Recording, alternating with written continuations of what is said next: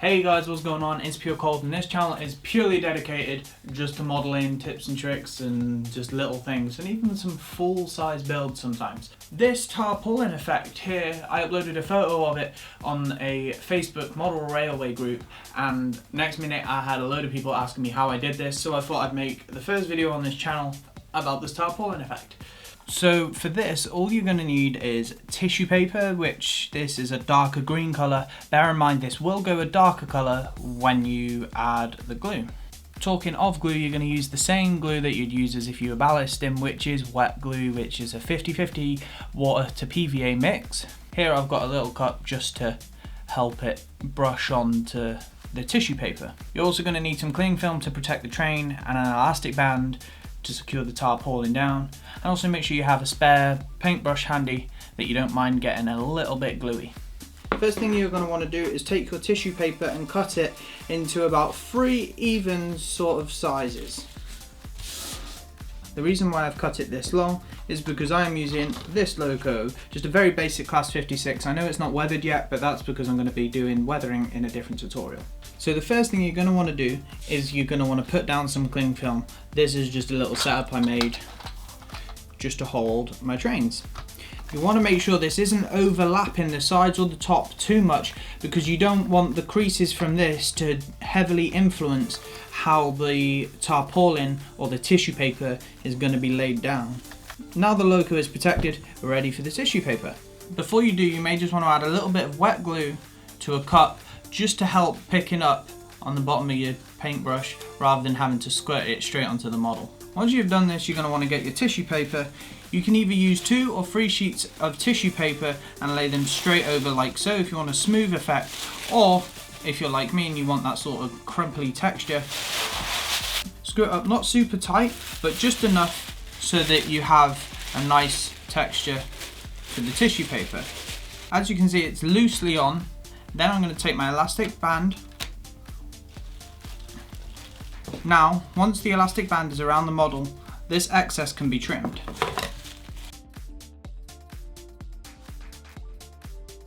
It's worth taking a little bit of water and just spraying down the model just to saturate the tissue paper. Once this is slightly saturated, you can then come in with your 50-50 water and PVA mix, and you can start by just applying it like this. You want to apply a generous amount because this is what is going to hold the shape and the texture all completely together.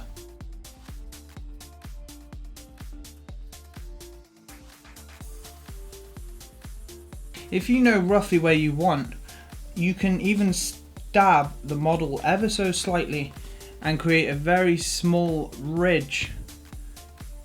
You can create a small lip / ridge that is gonna simulate the edge of tarpaulin. Once you've left this to dry, simply just take your scissors, or your snips in my case, and just snap the band off. It's better to snap the band off than try and pull it off, because if you snag this and rip it, then you've just wasted all your work.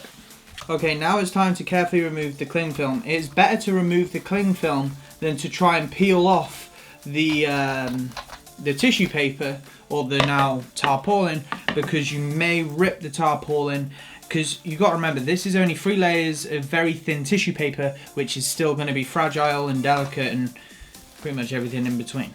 Carefully, I'll take out the logo. As you can see, it is still in perfect condition because the cling film has done its job. Now, because the logo's out, the cling film can fall inwards and we can just simply peel it out of the inside trough.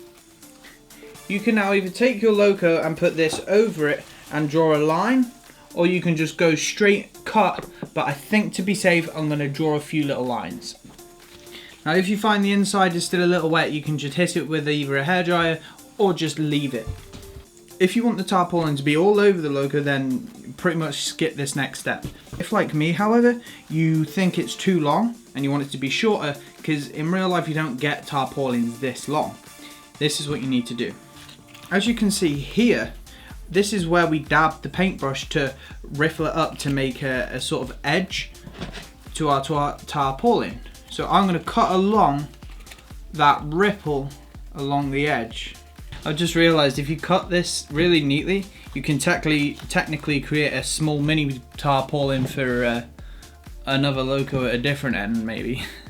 The next and final step, which most people tend to miss out, is get yourself some thread. Here I've got black, but to be fair, a royal blue probably would work better as there is a lot of blue rope being used right now.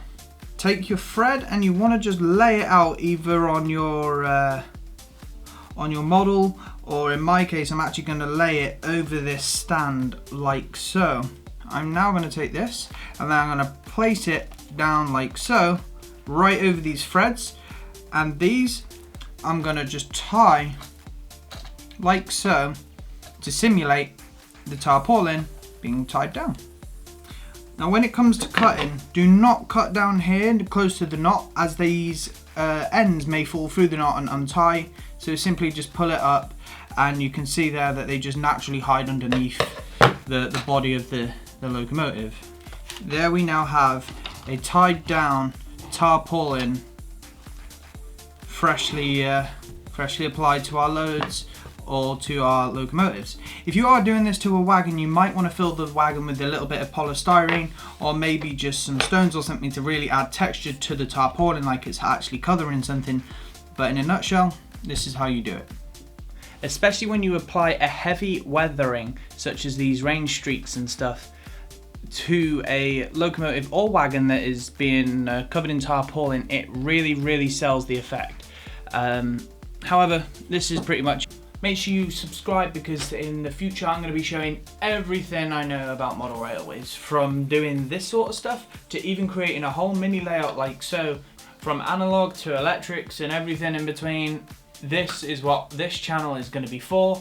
Also, as a graphics designer, I'm creating certain printouts that can help enhance a model, which I'm going to be doing as a download soon, which should be pretty cool, so make sure you stay tuned for that one. However, stay safe, stay well, peace and love, see you in the next one.